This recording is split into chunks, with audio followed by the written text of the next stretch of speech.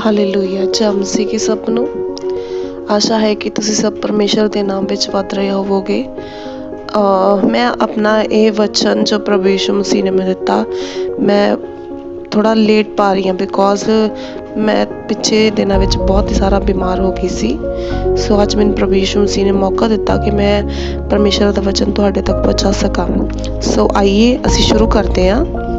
ਮਤੀ ਦੀ ਅੰਜੀਲ 25 ਬਾਬ ਦੀ 14 ਤੋਂ ਅਸੀਂ ਪੜਾਂਗੇ।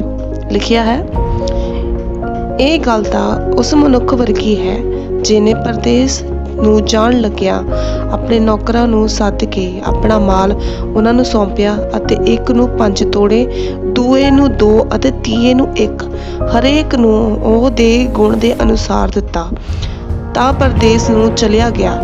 ਜਿਹਦੇ 5 ਤੋੜੇ ਲਏ ਸਨ ਉਹਨੇ ਝੱਟ ਜਾ ਕੇ ਉਹਨਾਂ ਨਾਲ ਵਣਜ ਵਪਾਰ ਕੀਤਾ ਅਤੇ ਹੋਰ 5 ਤੋੜੇ ਕਮਾਏ। ਇਸ ਤਰ੍ਹਾਂ ਜੇ ਨੇ 2 ਲਏ ਸਨ ਉਹਨਾਂ ਨੇ ਵੀ ਹੋਰ 2 ਖੱਟ ਲਏ।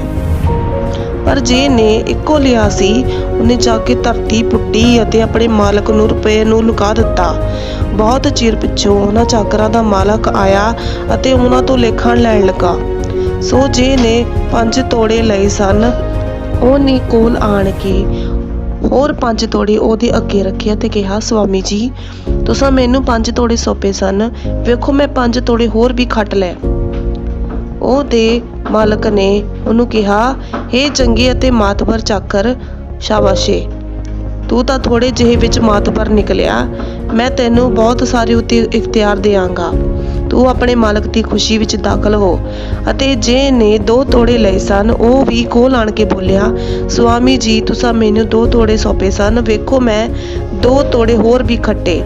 ਉਹਦੇ ਮਾਲਕ ਨੇ ਉਸ ਨੂੰ ਕਿਹਾ, ਹੇ ਚੰਗੇ ਅਤੇ ਮਾਤਬਰ ਚਾਕਰ, ਸ਼ਾਬਾਸ਼ੇ, ਤੂੰ ਥੋੜੇ ਜਿਹੇ ਵਿੱਚ ਮਾਤਬਰ ਨਿਕਲਿਆ।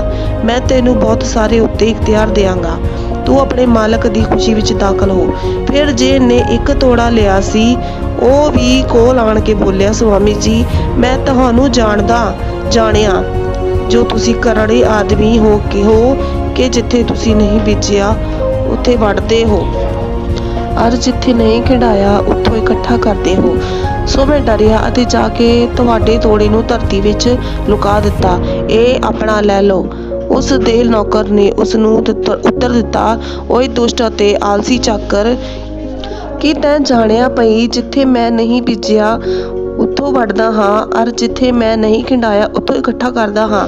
ਇਸ ਲਈ ਤੈਨੂੰ ਚਾਹੀਦਾ ਸੀ ਜੋ ਮੇਰੇ ਰੁਪਏ ਸਰਾਫਾਂ ਨੂੰ ਦਿੰਦਾ, ਤਾਂ ਮੈਂ ਆਣ ਕੇ ਆਪਣਾ ਮਾਲ ਵਿਆਜ ਸੁਧਾ ਲੈਂਦਾ। ਸੋ ਉਹ ਤੋੜਾ ਉਸ ਕੋਲੋਂ ਲੈ ਲਓ ਅਤੇ ਜੇ ਦੇ ਕੋਲ 10 ਤੋੜੇ ਹਨ ਉਹਨੂੰ ਦਿਓ, ਕਿਉਂਕਿ ਜਿਸ ਕਿਸੇ ਕੋਲ ਕੁਝ ਹੈ ਉਹਨੂੰ ਦਿੱਤਾ ਜਾਵੇਗਾ ਅਤੇ ਉਹਦਾ ਵਾਧਾ ਹੋਵੇਗਾ, ਪਰ ਜਿਹਦੇ ਕੋਲ ਨਹੀਂ ਉਸ ਕੋਲ ਜੋ ਉਹਦਾ ਹੈ ਸੋ ਵੀ ਲੈ ਲਿਆ ਜਾਵੇਗਾ। ਇਸ ਨਿਕੰਮੇ ਚਾਕਰ ਨੂੰ ਬਾਹਰ ਦੇ ਅੰਧਕੂਰੇ ਵਿੱਚ ਕੱਢ ਦਿਓ, ਉੱਥੇ ਰੋਣਾ ਤੇ ਕਚੀਚੀਆਂ ਵੱਟਣਾ ਹੋਵੇਗਾ। ਜਦ ਮਨੁੱਖ ਦਾ ਪੁੱਤਰ ਆਪਣੇ ਤੇਜ ਨਾਲ ਸਾਰੇ ਦੂਤਾਂ ਸਣੇ ਆਵੇਗਾ ਤਦ ਉਹ ਆਪਣੇ ਤੇਜ ਦੇ ਸਿੰਘਾਸਨ ਉੱਤੇ ਬੈਠੇਗਾ, ਔਰ ਸਭ ਕੌਮਾਂ ਉਹਦੇ ਅੱਗੇ ਇਕੱਠੀਆਂ ਕੀਤੀਆਂ ਜਾਣਗੀਆਂ। ਔਰ ਜਿਸ ਤਰ੍ਹਾਂ ਅਯਾਲੀ ਭੇਡਾਂ ਨੂੰ ਬੱਕਰੀਆਂ ਵਿੱਚੋਂ ਵੱਖਰਿਆ ਕਰਦਾ ਹੈ, ਉਸੇ ਤਰ੍ਹਾਂ ਉਹ ਉਹਨਾਂ ਨੂੰ ਇੱਕ ਦੂਏ ਤੋਂ ਵੱਖਰਾ ਕਰੇਗਾ ਅਤੇ ਉਹ ਭੇਡਾਂ ਨੂੰ ਆਪਣੇ ਸੱਜੇ ਪਾਸੇ ਅਤੇ ਬੱਕਰੀਆਂ ਨੂੰ ਖੱਬੇ ਪਾਸੇ ਖੜਿਆ ਕਰੇਗਾ। ਤਦ ਪਾਤਸ਼ਾਹ ਉਹਨਾਂ ਨੂੰ ਜਿਹੜੇ ਉਹਦੇ ਸੱਜੇ ਪਾਸੇ ਹੋਣਗੇ ਆਖੇਗਾ, ਹੇ ਮੇਰੇ ਪਿਤਾ ਦੇ ਮੁਬਾਰਕ ਲੋਕੋ, ਜਿਹੜਾ ਰਾਜ ਸੰਸਾਰ ਦੇ ਮੁੱਢੋਂ ਤੁਹਾਡੇ ਲਈ ਤਿਆਰ ਕੀਤਾ ਹੋਇਆ ਹੈ ਉਸ ਦੇ ਵਾਰਸ ਹੋਵੋ। ਇਸ ਦ੍ਰਿਸ਼ਟਾਂਤ ਦਾ ਕੀ ਮਤਲਬ ਹੈ? ਇਸ ਦ੍ਰਿਸ਼ਟਾਂਤ ਵਿੱਚ ਤੋੜਿਆਂ ਦਾ ਮਤਲਬ ਹੈ ਵਚਨ, ਔਰ ਜੋ ਮਾਲਕ ਹੈ ਉਸ ਦਾ ਕੀ ਮਤਲਬ ਹੈ? ਮਾਲਕ ਇੱਥੇ ਯਿਸੂ ਮਸੀਹ ਬਾਰੇ ਦੱਸਿਆ ਗਿਆ, ਜੋ ਯਿਸੂ ਮਸੀਹ ਨੇ ਦੂਸਰੀ ਵਾਰੀ ਆਉਣਾ। ਠੀਕ ਹੈ ਜੀ। ਤੇ ਜਿਹੜੇ ਨੌਕਰ ਜਾਂ ਚਾਕਰ ਉਹ ਹੈਗੇ ਸੇਵਕ ਜਾਂ ਪ੍ਰਚਾਰਕ। ਠੀਕ ਹੈ ਜੀ।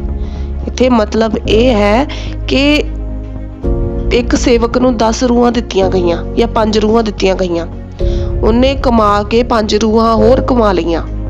ਕਹਿਣ ਦਾ ਮਤਲਬ ਇਹ ਕਿ ਜਿਹੜਾ ਪਰਮੇਸ਼ਰ ਦਾ ਵਚਨ ਉਹਨੇ ਹੋਰ ਫੈਲਾਇਆ ਔਰ ਹੋਰ ਰੂਹਾਂ ਬਚ ਗਈਆਂ। ਠੀਕ ਹੈ ਜੀ। ਸਮਝ ਕੇ ਮੈਂ ਕੀ ਕਹਿਣਾ ਚਾਹ ਰਹੀ ਹਾਂ? ਕਹਿਣ ਦਾ ਮਤਲਬ ਇਹ ਹੈ ਕਿ ਜਿਹਦੇ ਕੋਲ ਜਿੰਨਾ ਆ ਉਹਨੂੰ ਚਾਹੀਦਾ ਕਿ ਹੋਰ ਕਮਾ ਲਵੇ। ਠੀਕ ਹੈ ਜੀ, ਚਾਹੇ ਉਹ ਰੂਹਾਂ ਆ ਤੇ ਚਾਹੇ ਉਹ ਪਰਮੇਸ਼ਰ ਦਾ ਵਚਨ ਆ, ਕਿਉਂਕਿ ਵਚਨ ਇਹ ਇੱਕ ਸਮੁੰਦਰ ਦੀ ਤਰ੍ਹਾਂ ਆ। ਇਹ ਜਿੰਨਾ ਆਪਾਂ ਇਹਨੂੰ ਡੀਪਲੀ ਲੈ ਕੇ ਜਾਵਾਂਗੇ ਓਨਾ ਹੀ ਹੋਰ ਗੁੱਝਾ ਹੁੰਦਾ ਜਾਵੇਗਾ। ਠੀਕ ਹੈ ਜੀ। ਬਾਕੀ ਗੱਲ ਇੱਦਾਂ, ਇਹ ਦ੍ਰਿਸ਼ਟਾਂਤ ਤੋਂ ਸਾਨੂੰ ਇੱਕ ਹੋਰ ਗੱਲ ਸਿੱਖਣ ਨੂੰ ਮਿਲਦੀ ਹੈ। ਵੈਸੇ ਤਾਂ ਕਾਫੀ ਗੱਲਾਂ ਸਿੱਖਣ ਨੂੰ ਮਿਲ ਰਹੀਆਂ, ਮੈਂ ਤੁਹਾਨੂੰ ਦੱਸਦੀ ਹਾਂ ਕੀ ਮਤਲਬ ਇਹਦਾ ਅੱਗੇ। ਇਹਦਾ ਮਤਲਬ ਇਹ ਹੈ ਕਿ ਜਿਹੜਾ ਤਾਂ ਮਤਲਬ ਕਿ ਪਰਮੇਸ਼ਰ ਦਾ ਵਚਨ ਸਿੱਧੀ ਨੀਤ ਨਾਲ ਫੈਲਾਵੇਗਾ, ਉਹਨੂੰ ਪਰਮੇਸ਼ਰ ਹੋਰ ਵਾਧਾ ਕਰੂਗਾ, ਉਹਦੇ ਵਿੱਚ ਹੋਰ ਵਾਧਾ ਕਰੂਗਾ। ਤੇ ਜਿਹੜਾ ਆਲਸੀ ਦੀ ਤਰ੍ਹਾਂ ਕੰਮ ਕਰੇਗਾ, ਪਰਮੇਸ਼ਰ ਉਹਦੇ ਕੋਲੋਂ ਜੋ ਕੁਝ ਉਹਦੇ ਕੋਲ ਹੈਗਾ ਉਹ ਵੀ ਲੈ ਲੂਗਾ। ਠੀਕ ਹੈ ਜੀ। ਤੇ ਸਾਨੂੰ ਪਰਮੇਸ਼ਰ ਅੱਗੇ ਪ੍ਰਾਰਥਨਾ ਕਰਨੀ ਹੈ ਕਿ ਸਾਨੂੰ ਪਰਮੇਸ਼ਰ ਇੱਦਾਂ ਦੇ ਨਾ ਬਣਾਵੇ ਕਿ ਸਾਡੇ ਤੋਂ ਜੋ ਕੁਝ ਹੈਗਾ ਉਹ ਵੀ ਲੈ ਲਵੇ। ਨਹੀਂ, ਅਸੀਂ ਪਰਮੇਸ਼ਰ ਦਾ ਰਾਜ ਫੈਲਾਉਣਾ ਆ, ਅਸੀਂ ਪਰਮੇਸ਼ਰ ਦੇ ਨਾਮ ਨੂੰ ਫੈਲਾਉਣਾ ਆ। ਠੀਕ ਹੈ ਜੀ। ਇਹ ਧਰਤੀ ਤੇ ਪੈਸਾ ਧਨ ਇਕੱਠਾ ਕਰਨ ਦਾ ਕੋਈ ਮਤਲਬ ਨਹੀਂ ਹੈਗਾ, ਕਿਉਂਕਿ ਬਾਈਬਲ ਸਾਨੂੰ ਇਹ ਦੱਸਦੀ ਆ, ਪ੍ਰਭੂ ਯਿਸੂ ਮਸੀਹ ਕਹਿੰਦੇ ਸੀ ਕਿ ਤੁਸੀਂ ਧਰਤੀ ਦੇ ਨਹੀਂ ਹੋ। ਜਿਹੜੇ ਧਰਤੀ ਦੇ ਹੈਗੇ ਆ ਉਹ ਕਾਫੀ ਅਮੀਰ ਆ ਔਰ ਧਰਤੀ ਦੇ ਲੋਕ ਉਹਨਾਂ ਨੂੰ ਐਕਸੈਪਟ ਵੀ ਕਰਦੇ ਆ, ਪਰ ਜਿਹੜੇ ਪਰਮੇਸ਼ਰ ਦੇ ਬੰਦੇ ਆ, ਧਰਤੀ ਦੇ ਲੋਕ ਉਹਨਾਂ ਨੂੰ ਐਕਸੈਪਟ ਨਹੀਂ ਕਰਦੇ। ਉਹਨਾਂ ਦੀ ਜ਼ਿੰਦਗੀ 'ਚ ਦੁੱਖ ਬਹੁਤ ਦੁੱਖ ਆ, ਪਰ ਅਸੀਂ ਗਰਵ ਨਾਲ ਕਹਿੰਦੇ ਆ ਕਿ ਧਰਤੀ ਤੇ ਬੇਸ਼ੱਕ ਅਸੀਂ ਗਰੀਬ ਆ, ਪਰ ਸਵਰਗ ਵਿੱਚ ਸਾਡੇ ਕੋਲ ਬਹੁਤ ਧਨ ਇਕੱਠਾ ਕੀਤਾ ਹੈ, ਬਹੁਤ ਜ਼ਿਆਦਾ ਸਾਡਾ ਧਨ ਇਕੱਠਾ ਕੀਤਾ ਹੈ ਪਰਮੇਸ਼ਰ ਨੇ, ਜਿੱਥੇ ਨਾ ਕੋਈ ਸੰਨ ਲੱਗਦਾ, ਨਾ ਚੋਰ ਆਉਂਦਾ ਆ, ਨਾ ਕੀੜਾ ਲੱਗਦਾ ਹੈ। ਧਰਤੀ ਤੇ ਪੈਸੇ ਕਮਾਉਣ ਦਾ ਕੋਈ ਫਾਇਦਾ ਨਹੀਂ, ਕਿਉਂਕਿ ਨਾਲ ਤੇ 1 ਰੁਪਇਆ ਵੀ ਨਹੀਂ ਲੈ ਕੇ ਜਾਣਾ, ਹੈ ਨਾ। ਇਹ ਤੋਂ ਬਿਹਤਰ ਆ ਕਿ ਪਰਮੇਸ਼ਰ ਦੇ ਨਾਮ ਨੂੰ ਫੈਲਾਓ, ਹੈ ਨਾ। ਬਾਈਬਲ ਸਾਨੂੰ ਇਹ ਦੱਸਦੀ ਆ ਕਿ ਜਿਹੜਾ ਸਰੀਰ ਨੂੰ ਮਾਰਦਾ ਉਹ ਤੋਂ ਨਾ ਡਰੋ, ਜਿਹੜਾ ਸਰੀਰ ਤੇ ਆਤਮਾ ਨੂੰ ਦੋਨਾਂ ਨੂੰ ਮਾਰਦਾ ਉਹ ਤੋਂ ਡਰੋ। ਮਤਲਬ ਕਿ ਪਰਮੇਸ਼ਰ ਤੋਂ ਡਰੋ, ਪਰਮੇਸ਼ਰ ਤੋਂ। ਅਗਰ ਸਾਡੀ ਜ਼ਿੰਦਗੀ 'ਚ ਪਰਮੇਸ਼ਰ ਦਾ ਡਰ ਰਹੇਗਾ ਤੇ ਅਸੀਂ ਹਰੇਕ ਚੀਜ਼ ਤੋਂ ਬਚੇ ਰਵਾਂਗੇ। ਠੀਕ ਹੈ ਜੀ। ਅੱਜ ਤੁਹਾਡੇ ਨਾਲ ਜੋ ਕੁਝ ਵੀ ਹੋਇਆ, ਕੁਝ ਵੀ ਹੁੰਦਾ ਤੁਹਾਡੀ ਜ਼ਿੰਦਗੀ 'ਚ, ਇੱਕ ਗੱਲ ਨਾ ਭੁੱਲੋ ਕਿ ਅਗਰ ਤੁਸੀਂ ਰੋ ਰਹੇ ਹੋ ਤਾਂ ਤੁਸੀਂ ਇਮੈਜਿਨ ਕਰੋ ਕਿ ਤੁਹਾਡੇ ਨਾਲ ਯਿਸੂ ਮਸੀਹ ਵੀ ਬੈਠਾ, ਉਹ ਵੀ ਰੋ ਰਿਹਾ ਤੁਹਾਡੇ ਨਾਲ। ਜੇ ਤੁਹਾਨੂੰ ਦੁੱਖ ਹੁੰਦਾ ਆ ਤੇ ਮੇਰਾ ਯਿਸੂ ਮਸੀਹ ਵੀ ਰੋਂਦਾ ਤੁਹਾਡੇ ਨਾਲ। ਠੀਕ ਹੈ ਜੀ। ਕਿਉਂਕਿ ਅਸੀਂ ਪਰਮੇਸ਼ਰ ਦੇ ਬੱਚੇ ਆ। ਅਸੀਂ ਪਰਮੇਸ਼ਰ ਦੇ ਕੀ ਆ? ਅਸੀਂ ਪਰਮੇਸ਼ਰ ਦੇ ਬੱਚੇ ਆ। ਉਹਨੇ ਸਾਨੂੰ ਪੁੱਤਰ ਧੀਆਂ ਹੋਣ ਦਾ ਹੱਕ ਦਿੱਤਾ ਆ। ਜੇ ਅਸੀਂ ਆਪਣੀ ਜਿਸਮਾਨੀ, ਜਿਹੜਾ ਸਾਡਾ ਧਰਤੀ ਤੇ ਜਿਹੜਾ ਸਾਡਾ ਬਾਪ ਆ, ਅਗਰ ਉਹਦੇ ਸਾਹਮਣੇ ਸਾਨੂੰ ਕੋਈ ਇੱਕ ਲਫ਼ਜ਼ ਹੀ ਕਹਿ ਜਾਵੇ ਤਾਂ ਉਹ ਬਰਦਾਸ਼ਤ ਕਦੀ ਨਹੀਂ ਕਰੇਗਾ, ਤਾਂ ਸਾਡਾ ਸਵਰਗੀ ਅਸਮਾਨੀ ਬਾਪ ਕਿੱਦਾਂ ਬਰਦਾਸ਼ਤ ਕਰ ਲੂਗਾ ਕਿ ਕਿਸੇ ਨੇ ਸਾਨੂੰ ਦੁੱਖ ਦਿੱਤਾ ਜਾਂ ਕੁਝ ਵੀ ਦਿੱਤਾ? ਉਹ ਕਦੀ ਵੀ ਬਰਦਾਸ਼ਤ ਨਹੀਂ ਕਰੂਗਾ। ਉਹ ਸਾਡਾ ਜਿੰਦਾ ਜਿਉਂਦਾ ਅਸਮਾਨੀ ਬਾਪ ਪਿਤਾ ਪਰਮੇਸ਼ਰ ਹੈ, ਜਿਹੜਾ ਕਦੀ ਨਾ ਕਦੀ ਭੁੱਖਿਆ ਛੱਡਦਾ ਤੇ ਨਾ ਕਦੀ ਇਕੱਲਿਆ ਛੱਡਦਾ। ਠੀਕ ਹੈ ਜੀ। ਯਿਸੂ ਮਸੀਹ ਨੇ ਸਾਨੂੰ ਵਾਅਦਾ ਕੀਤਾ ਕਿ ਮੈਂ ਅੰਤ ਦੇ ਦਿਨਾਂ ਵਿੱਚ ਤੁਹਾਡੇ ਨਾਲ ਰਵਾਂਗਾ। ਇਹ ਦਿਨ ਆਉਣ ਵਾਲੇ ਆ, ਬਲਕਿ ਆ ਚੁੱਕੇ ਆ, ਕਿਉਂਕਿ ਅੱਜ ਦੇਖ ਰਹੇ ਹਾਂ ਕਿ ਕਰੋਨਾ ਨੇ ਕਿੰਨਾ ਜ਼ਿਆਦਾ ਦੁਨੀਆ ਨੂੰ ਤਬਾਹ ਕੀਤਾ ਆ, ਕਿੰਨਾ ਡਰ ਫੈਲ ਗਿਆ। ਰੱਬ ਦਾ ਇੰਨਾ ਜੇ ਡਰ ਹੁੰਦਾ ਬੰਦਿਆਂ ਦੀ ਜ਼ਿੰਦਗੀਆਂ 'ਚ ਤੇ ਕਰੋਨਾ ਕਦੀ ਆਉਣਾ ਹੀ ਨਹੀਂ ਸੀ। ਜੇ ਬੰਦਿਆਂ ਦੀ ਜ਼ਿੰਦਗੀ 'ਚ ਪਰਮੇਸ਼ਰ ਦਾ ਡਰ ਹੁੰਦਾ, ਅੱਜ ਪਰਮੇਸ਼ਰ ਦਾ ਡਰ ਲੋਕਾਂ ਦੀ ਜ਼ਿੰਦਗੀ 'ਚ ਨਹੀਂ ਹੈ, ਇਸ ਕਰਕੇ ਕਰੋਨਾ ਆਇਆ। ਹਲੇ ਹੋਰ ਪਤਾ ਨਹੀਂ ਕੀ ਕੁਛ ਹੋਣਾ। ਜੇ ਬੰਦਾ ਹਲੇ ਵੀ ਨਹੀਂ ਸੁਧਰਿਆ ਤਾਂ ਮੇਰੇ ਅਜ਼ੀਜ਼ੋ, ਤੁਸੀਂ ਸੋਚ ਵੀ ਨਹੀਂ ਸਕਦੇ ਇੱਦਾਂ ਦੀਆਂ ਮਹਾਂਮਾਰੀਆਂ ਆ ਜਾਣਗੀਆਂ। ਬਹੁਤ ਸਾਰੀਆਂ ਮਹਾਂਮਾਰੀਆਂ ਆਉਣਗੀਆਂ ਜਿਹਦਾ ਕੋਈ ਅੰਦਾਜ਼ਾ ਵੀ ਨਹੀਂ ਕੋਈ ਲਗਾ ਸਕਦਾ, ਕਿਉਂਕਿ ਬਾਈਬਲ ਸਾਨੂੰ ਇਹ ਦੱਸਦੀ ਆ ਕਿ ਪਰਮੇਸ਼ਰ ਨੂੰ ਸਭ ਤੋਂ ਜ਼ਿਆਦਾ ਕਿਸ ਪਾਪ ਤੋਂ ਨਫ਼ਰਤ ਆ? ਕੀ ਉਹ ਚੋਰੀ ਆ ਜਾਂ ਨਿਰਾਦਰੀ ਆ? ਕੀ ਆ ਉਹ ਹੈ ਮੂਰਤੀ ਪੂਜਾ। ਬਾਈਬਲ ਸਾਨੂੰ ਇਹ ਦੱਸਦੀ ਹੈ ਕਿ ਅਗਰ ਅਸੀਂ ਵਿਚਾਰ ਕਰਦੇ ਹਾਂ, ਕਿਸੇ ਨਾਲ ਵੀ ਕੁਝ ਵੀ ਕਰਦੇ, ਕੋਈ ਵੀ ਗਲਤ ਕੰਮ ਕਰਦੇ ਹਾਂ, ਕਿਉਂਕਿ ਇਨਸਾਨ ਜਿਹੜਾ ਮਿੱਟੀ ਦਾ ਪੁਤਲਾ ਆ, ਇਨਸਾਨ ਕੋਲ ਕਈ ਵਾਰੀ ਜਾਣੇ ਅਣਜਾਣੇ 'ਚ ਗੁਨਾਹ ਹੋ ਜਾਂਦੇ ਆ। ਅਗਰ ਪਾਪ ਕਰ ਲੈਂਦਾ, ਪਰਮੇਸ਼ਰ ਕਹਿੰਦੇ ਕਿ ਉਹ ਮੈਂ ਮਾਫ ਕਰ ਦੂੰਗਾ। ਪਰ ਮੂਰਤੀ ਪੂਜਾ ਤੋਂ ਪਰਮੇਸ਼ਰ ਨੂੰ ਸਖਤ ਨਫ਼ਰਤ ਆ, ਕਿਉਂਕਿ ਅਸੀਂ ਉਹਦੇ ਅਗੇਂਸਟ ਵਿੱਚ ਇੱਕ ਬੁੱਤ ਖੜਾ ਕਰ ਦਿੰਦੇ ਆ ਕਿ ਹਾਂ ਤੂੰ ਨਹੀਂ, ਇਹ ਪਰਮੇਸ਼ਰ ਆ। ਠੀਕ ਹੈ ਨਾ। ਤੇ ਪਰਮੇਸ਼ਰ ਨੂੰ ਬਹੁਤ ਸਖਤ ਨਫ਼ਰਤ ਆ ਉਸ ਤੋਂ। बहुत सख्त। और ਜਿਹੜਾ ਕਰੋਨਾ ਵੀ ਆਇਆ ਨਾ, ਮੈਨੂੰ ਤਾਂ ਇਹੀ ਲੱਗ ਰਿਹਾ ਕਿ ਕਰੋਨਾ ਵੀ ਇਸੇ ਵਜ੍ਹਾ ਨਾਲ, ਕਿਉਂਕਿ ਦੁਨੀਆ 'ਤੇ ਪਾਪ ਬਹੁਤ ਜ਼ਿਆਦਾ ਫੈਲ ਰਿਹਾ ਤੇ ਮੂਰਤੀ ਪੂਜਾ ਬਹੁਤ ਜ਼ਿਆਦਾ ਫੈਲ ਰਹੀ ਹੈ। ਇਹਨਾਂ ਭੋਲਿਆਂ ਨੂੰ ਇਹ ਸਮਝਣਾ ਚਾਹੀਦਾ ਕਿ ਆਪਣੇ ਹੱਥੀਂ ਬਣਾ ਕੇ ਆਪੇ ਮੱਥਾ ਟੇਕੇ। ਜਿਸ ਮਾਲਕ ਨੇ ਤੈਨੂੰ ਸਾਜਿਆ ਉਹਦੇ ਵੱਲ ਤੂੰ ਵੇਖੇ ਨਾ ਵੇਖੇ, ਹੈ ਨਾ? ਕੀ ਫਾਇਦਾ? ਜਿਹਨੇ ਸਾਨੂੰ ਬਣਾਇਆ ਕਿ ਉਹ ਬੁੱਤ ਵਾ ਇੱਕ? ਦੱਸੋ ਮੈਨੂੰ, ਅੱਜ ਮੈਨੂੰ ਜਵਾਬ ਦਿਓ ਕਿ ਜਿਹਨੇ ਸਾਨੂੰ ਬਣਾਇਆ ਉਹ ਬੁੱਤ ਵਾ ਇੱਕ ਜਾਂ ਮੂਰਤੀ ਆ ਕੋਈ? ਮੇਰੇ ਅਜ਼ੀਜ਼ੋ, ਮੂਰਤੀ ਨਹੀਂ ਉਹ ਜ਼ਿੰਦਾ ਅਸਮਾਨੀ ਬਾਪ ਆ, ਜਿਹੜਾ ਹੈ ਔਰ ਹਮੇਸ਼ਾ ਰਹੇਗਾ, ਜਿਹੜਾ ਆਦ ਤੋਂ ਸੀ। ਠੀਕ ਹੈ ਜੀ। ਤੇ ਪਰਮੇਸ਼ਰ ਦਾ ਵਚਨ ਬਿਲਕੁਲ ਸੱਚ ਪਿਆ ਬੋਲ ਰਿਹਾ ਹੈ, ਬਿਲਕੁਲ ਸੱਚ ਪਿਆ ਬੋਲ ਰਿਹਾ।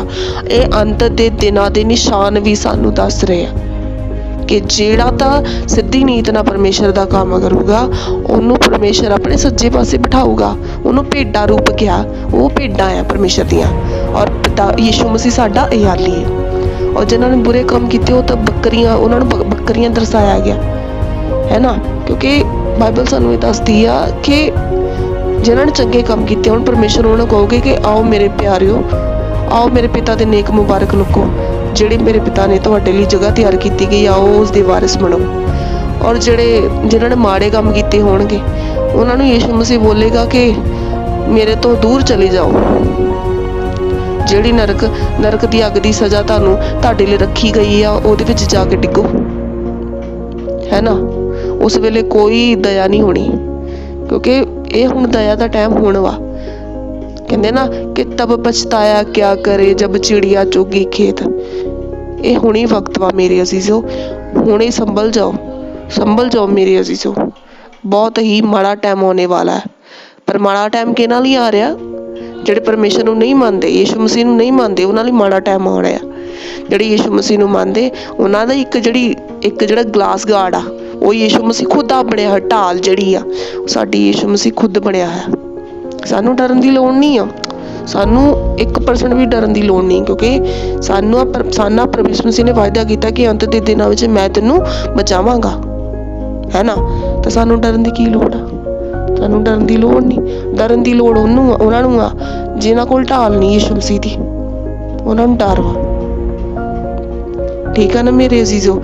ਤੇ ਮੇਰਾ ਕਹਿਣਾ ਇਹ ਹੈ ਤੁਹਾਨੂੰ ਕਿ ਅਗਰ ਤੁਸੀਂ ਪ੍ਰਚਾਰਕ ਹੋ, ਅਗਰ ਤੁਸੀਂ ਸੇਵਕ ਹੋ, ਜਾਂ ਤੁਸੀਂ ਕੁਛ ਵੀ ਹੋ, ਹੈ ਨਾ, ਛੋਟੇ ਮੋਟੇ ਪ੍ਰਚਾਰਕ ਆ, ਬਾਈਬਲ ਸਾਨੂੰ ਇਹ ਦੱਸਦੀ ਆ ਕਿ ਇਹ ਛੋਟੇ ਝੁੰਡ ਨਾ ਡਰ, ਪਰਮੇਸ਼ਰ ਨੂੰ ਪਸੰਦ ਆਇਆ ਕਿ ਤੈਨੂੰ ਬਰਕਤ ਦੇਵੇ।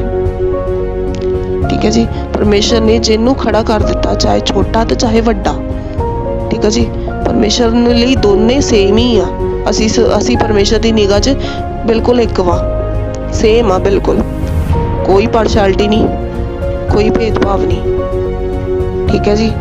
ਬਾਕੀ ਗੱਲ ਇਹ ਹੈ ਕਿ ਇਸ ਵਿੱਚ ਸਾਨੂੰ ਇਹ ਦੱਸਿਆ ਗਿਆ ਕਿ ਸਾਨੂੰ ਜਿੰਨਾ ਕੁ ਸਾਡੇ ਕੋਲ ਹੈਗਾ ਉਹਨੂੰ ਹੀ ਨਹੀਂ ਲੈ ਕੇ ਬੈਠੇ ਰਹਿਣਾ, ਬਸ ਹੋਰ ਵਧਾਉਣਾ ਆ, ਪਰ ਕਿੱਦਾਂ? ਚਲਾਕੀ ਨਾਲ। ਚਲਾਕੀ ਵੀ ਵਰਤਣੀ ਆ, ਕਿਉਂਕਿ ਬਾਈਬਲ ਸਾਨੂੰ ਇਹ ਵੀ ਦੱਸਦੀ ਆ ਕਿ ਜੋ ਕੁਛ ਹੈ ਤੇਰੇ ਕੋਲੋਂ ਫੜੀ ਤਕੜਾਈ ਨਾਲ ਫੜੀ ਰੱਖ, ਕਿਤੇ ਇਹ ਨਾ ਹੋਵੇ ਕਿ ਤੇਰਾ ਮੁਕਟ ਕੋਈ ਹੋਰ ਹੀ ਲੈ ਜਾਵੇ। ਚਲਾਕੀ ਨਾਲ ਕਹਿਣ ਦਾ ਮਤਲਬ ਇਹ ਕਿ ਸ਼ੈਤਾਨ ਦੇ ਬੰਧਨਾਂ ਨੂੰ ਵੀ ਤੋੜਨਾ ਹੈ, ਸ਼ੈਤਾਨ ਵੱਲੋਂ ਭਰਮਾਏ ਨਹੀਂ ਜਾਣਾ ਜਾਂ ਘਮੰਡ 'ਚ ਨਹੀਂ ਆਉਣਾ। ਠੀਕ ਹੈ ਜੀ। ਬਾਕੀ ਪਰਮੇਸ਼ਰ ਤੁਹਾਨੂੰ ਆਸ਼ੀਸ਼ ਬਰਕਤ ਦੇਵੇ। ਔਰ ਮੈਂ ਅੱਜ ਦਾ ਵਚਨ ਇਸ ਕਰਕੇ ਸੁਣਾਇਆ ਕਿ ਸਵੇਰ ਤੋਂ ਕਿੰਨੇ ਦਿਨ ਹੋ ਗਏ ਸੀ ਇਹ ਵਚਨ ਮੇਰੇ ਦਿਮਾਗ 'ਚ ਬਾਰ-ਬਾਰ ਪਾ ਰਿਹਾ ਸੀ ਯਿਸੂ ਮਸੀਹ। ਮੈਂ ਉਹਨਾਂ ਦਾ ਬਹੁਤ ਧੰਨਵਾਦ ਕਰਦੀ ਹਾਂ ਕਿ ਉਹਨਾਂ ਨੇ ਇਹ ਵਚਨ ਮੈਨੂੰ ਬਖਸ਼ਿਆ ਔਰ ਇਹ ਮੌਕਾ ਦਿੱਤਾ ਕਿ ਤੁਹਾਡੇ ਤੱਕ ਮੈਂ ਪਹੁੰਚਾਵਾਂ। ਪਰਮੇਸ਼ਰ ਦਾ ਬਹੁਤ ਧੰਨਵਾਦ ਆ। ਔਰ ਮੇਰੇ ਲਈ ਔਰ ਮੇਰੇ ਪਰਿਵਾਰ ਲਈ ਜ਼ਰੂਰ ਪ੍ਰਾਰਥਨਾ ਕਰਨੀ, ਕਿਉਂਕਿ ਸਾਡੇ ਪਰਿਵਾਰ 'ਚ ਥੋੜ੍ਹਾ ਜਿਹਾ ਟਾਈਫਾਇਡ ਆ ਗਿਆ, ਪਰ ਕੋਈ ਗੱਲ ਨਹੀਂ, ਅਸੀਂ ਨਹੀਂ ਡਰਦੇ ਕਿਉਂਕਿ ਪਰਮੇਸ਼ਰ ਸਾਡੇ ਨਾਲ ਆ, ਤਾਂ ਕੌਣ ਸਾਡਾ ਵਿਰੋਧੀ ਹੋ ਸਕਦਾ? ਕੋਈ ਵੀ ਨਹੀਂ। ठीक है जी, क्योंकि बाइबल सानू ये दसदी कि धर्मी जन 7 वार भी डिग जाए, 10 वार भी डिग जाए तां भी परमेश्वर उहनूं उठ के खड़ा करूगा। पर जिहड़ा अधर्मी आ वो एक बार डिग जाए मुड़ के खड़ा नहीं होगा।